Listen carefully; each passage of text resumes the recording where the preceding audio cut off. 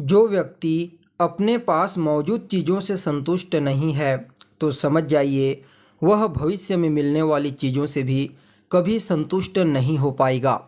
नमस्कार दोस्तों, मैं ज्योतिष आचार्य वासुदेव मिश्रा आपका अपने चैनल भविष्यवाणी पावर ऑफ द लॉर्ड में हार्दिक स्वागत करता हूं। दोस्तों, आज का यह ज्योतिष का कार्यक्रम आप लोगों के लिए, मेष राशि वालों के लिए बेहद ही ज़्यादा महत्वपूर्ण और ख़ास कार्यक्रम साबित होने वाला है। जी हाँ दोस्तों, जैसा कि आपने स्पष्टता के साथ थंबनेल में देख ही लिया है कि मकर संक्रांति के पश्चात हुआ बहुत ही बड़ा उछाल। जी हाँ, जानकर खुशी से झूम उठोगी। जी हाँ दोस्तों, गोचर कुंडली में देवगुरु बृहस्पति और सूर्य महाराज, इन दोनों का अभी जो गोचरीय संबंध है यह अत्यंत ही श्रेष्ठ बना हुआ है। जी हाँ, जैसे ही सूर्य महाराज मकर राशि में प्रवेश किए वैसे ही देवगुरु बृहस्पति के साथ इनका केंद्र संबंध बन गया और ज्योतिष शास्त्र में केंद्रगत संबंध को अत्यंत ही श्रेष्ठ और प्रॉफिटेबल संबंध माना जाता है। जी हाँ, जब भी कोई दो ग्रह जो आपस में नैसर्गिक रूप से मित्र होते हैं, अगर वह केंद्रगत संबंध बनाते हैं तो उनका जो परिणाम होता है दोनों ग्रहों का अत्यंत ही श्रेष्ठ और बेहतरीन तरीका से देखने को मिलता है। और ऐसा ही अभी वर्तमान समय में गोचर कुंडली में बना हुआ है। जी हाँ, 15 जनवरी को जैसे ही सूर्य महाराज अपनी वर्तमान धनु राशि को छोड़ करके मकर राशि में प्रवेश किए वैसे ही देवगुरु बृहस्पति के साथ इनका केंद्रगत संबंध बन गया। तो ऐसे में दोस्तों बड़ी स्पष्टता के साथ जानने का प्रयास करेंगे कि किस प्रकार से देवगुरु बृहस्पति और सूर्य महाराज दोनों एक दूसरे के साथ केंद्रगत संबंध बना करके आपके जीवन को प्रभावित करेंगे। जी हाँ, यह कॉम्बिनेशन आपके लिए कितना फायदेमंद साबित होगा, किन किन क्षेत्रों में आपको विशेष तौर पर लाभ की प्राप्ति होगी, वहीं किन किन बातों का ध्यान रखना है, साथ ही साथ इस जो कॉम्बिनेशन है इसे और ज़्यादा बेहतर और श्रेष्ठ परिणाम देने वाला बनाने के लिए कौन सा उपाय आपको करना चाहिए, ये सभी बातें आज की इस वीडियो में आपको बताने वाले हैं। इसलिए दोस्तों, अगर आप भी एक मेष राशि के जातक हैं तो कार्यक्रम को बिना मिस किए अंत तक देखने का प्रयास कीजिए। और अगर आप अपनी जन्म कुंडली पर हमसे परामर्श लेना चाहते हैं तो डिस्क्रिप्शन बॉक्स में और वीडियो के अंदर आपको व्हाट्सएप नंबर मिल जाएगा, जहां से आप व्हाट्सएप करके अपनी जन्म कुंडली का विस्तार पूर्वक अध्ययन करवा सकते हैं। वैसे देखा जाए तो सूर्य महाराज का जो राशि परिवर्तन होता है वह लगभग हर 30 दिनों में हो जाता है और देवगुरु बृहस्पति के साथ एक साल में कम से कम 4 बार तो केंद्रगत संबंध बना ही लेते हैं।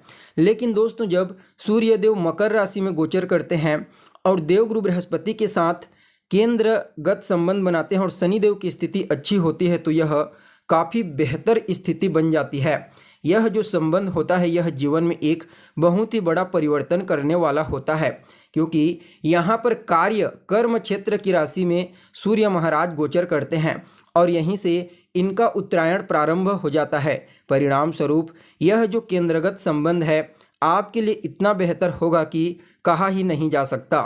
जी हाँ, वर्तमान समय में आपकी कुंडली में देवगुरु बृहस्पति आपके राशि के ऊपर गोचर कर रहे हैं, आपके लग्न भाव में, और यहाँ पर शनि महाराज कुंडली के एकादश भाव में, मंगल की स्थिति नवम भाव में और सूर्य की स्थिति दसम भाव में। हर चीज़ को आपको समझने की आवश्यकता है। ये जो 4 ग्रह हैं, सूर्य, मंगल, शनि और गुरु, ये चारों के चारों ग्रह मिल करके पूरी तरह से इस समय आपके जीवन को बदल देंगे। सबसे पहले तो यहाँ पर सूर्यदेव जो है वह आपके कार्य क्षेत्र में जो भी रुकावटें, जो भी समस्याएं आ रही थी, समझ जाइए उन तमाम प्रकार की रुकावटों और समस्याओं से अब आपको छुटकारा दिलाने वाले हैं। इस समय कार्य क्षेत्र में आपको विशेष तौर पर सफलता की प्राप्ति होगी। आपकी सभी पेंडिंग पड़े हुए कार्य इस समय पूरे होने वाले हैं। जो जातक गवर्नमेंट जॉब करते हैं उनके लिए तो कहना ही नहीं। जी हाँ, यह समय गवर्नमेंट जॉब करने वाले जातकों के लिए अत्यंत ही श्रेष्ठ साबित होगा। उन्हें कार्य क्षेत्र में अपनी प्रतिभा का विशेष उपहार प्राप्त होने वाला है। कहीं ना कहीं जो जातक लंबे समय से सरकारी नौकरी के लिए प्रयत्नशील थे तो समझ जाइए इस समय उनका जो इच्छा है वह पूरा होने वाला है। कहीं ना कहीं सूर्य महाराज का दसम भाव में गोचर करना सरकारी क्षेत्रों में इस समय आपको विशेष तौर पर लाभ पहुंचाने वाला साबित होगा। वहीं इनकी दृष्टि आपके भौतिक सुख सुविधाओं में वृद्धि कराने वाली साबित होगी। माता के साथ आपके तालमेल काफ़ी हद तक बेहतर होंगे। कहीं ना कहीं आपकी माता की सेहत में भी सुधार होता हुआ यहाँ पर दिखाई देगा। जो विद्यार्थी हैं उनका मन पढ़ाई के प्रति एकाग्रचित रहेगा। परिणाम स्वरूप उन्हें भी काफ़ी बेहतरीन रिजल्ट की प्राप्ति होगी। यहाँ पर गुरु महाराज के बल में वृद्धि होगी, तो यह आपके व्यक्तित्व को काफ़ी बेहतरीन तरीक़ा से प्रभावशाली बना देंगे। जी हाँ, इस समय आपकी वाणी और आपका व्यक्तित्व इतना ज़्यादा प्रभावशाली होगा कि हर कोई आपकी और आपकी वाणी से प्रभावित होने वाली है। क्यों? क्योंकि आपके व्यक्तित्व के ऊपर देवगुरु बृहस्पति का गोचर करना, सूर्य से केंद्रगत संबंध बना करके, क्योंकि सूर्य देव आपके कॉन्फिडेंस होते हैं, आपके आत्मविश्वास होते हैं। परिणाम स्वरूप आपके व्यक्तित्व में ज्ञान और आत्मविश्वास, इन दोनों का समावेश इस समय काफ़ी प्रचुर मात्रा में देखने को मिलेगा। परिणाम स्वरूप जिससे भी मिलेंगे, जिससे भी बात करेंगे, समझ जाइए वह आपसे अवश्य ही प्रभावित होगा। पंचम भाव पर देवगुरु बृहस्पति की दृष्टि पड़ेगी। परिणाम स्वरूप यह आपकी बुद्धिमत्ता, आपके ज्ञान और आपके विवेक को जागृत कर देंगे। संतान को लेकर के जो चिंता अभी तक आपके मन में बनी थी, समझ जाइए वह चिंता अब दूर होने वाली है। इसके अलावा लव लाइफ के दृष्टिकोण से भी समय को अत्यंत ही श्रेष्ठ कहा जा सकता है। देखिए, यहाँ पर देवगुरु बृहस्पति आपके लग्न में गोचर कर रहे हैं और मंगल जो आपके लग्नेश होते हैं, आपकी राशि के स्वामी, वह देवगुरु बृहस्पति के घर में गोचर कर रहे हैं। यानी कि अभी गुरु और मंगल का गोचर में परिवर्तन योग चल रहा है और यह इतना श्रेष्ठ है कि कहा ही नहीं जा सकता। जी हाँ, इस समय आपको अपने भाग्य का काफ़ी बेहतरीन तरीके से साथ देखने को मिलेगा।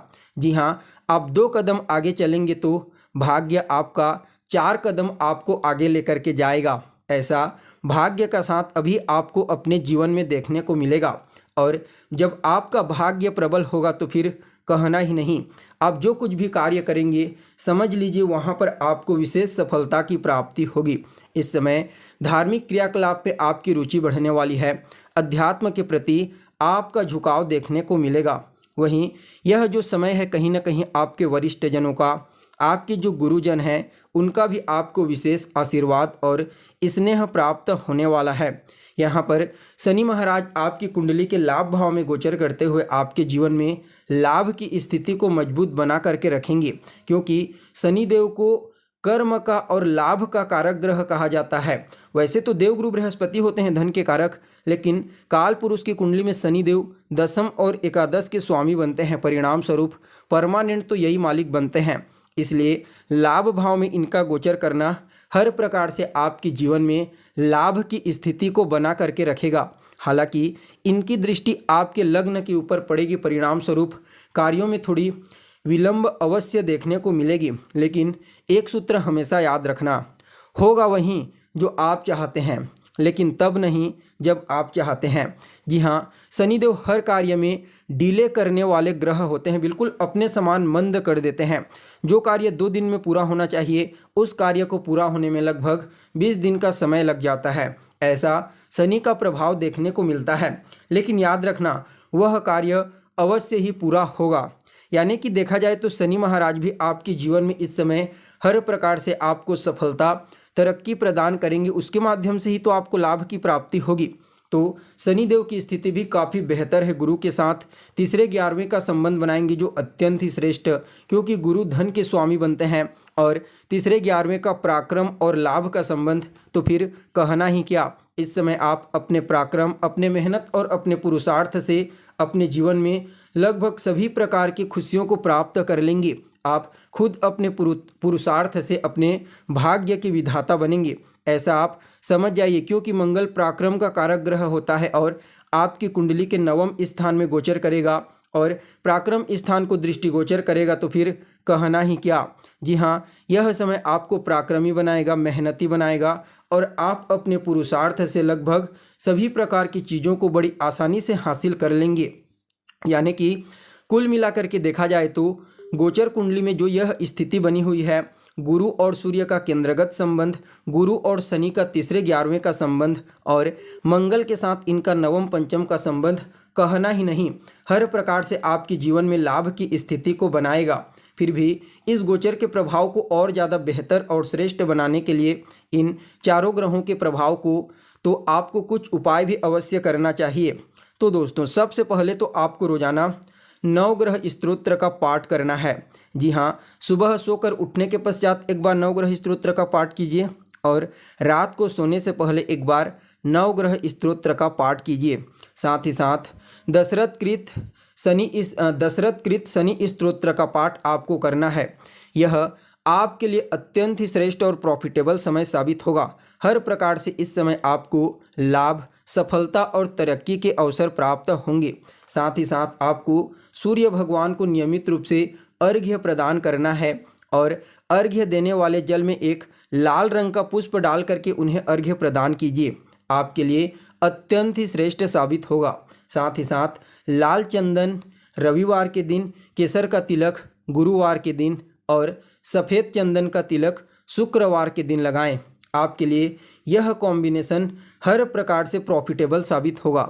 तो दोस्तों, हमें उम्मीद है जानकारी आपको पसंद आई होगी। फिर मिलेंगे एक नए और ताज़ा एपिसोड में।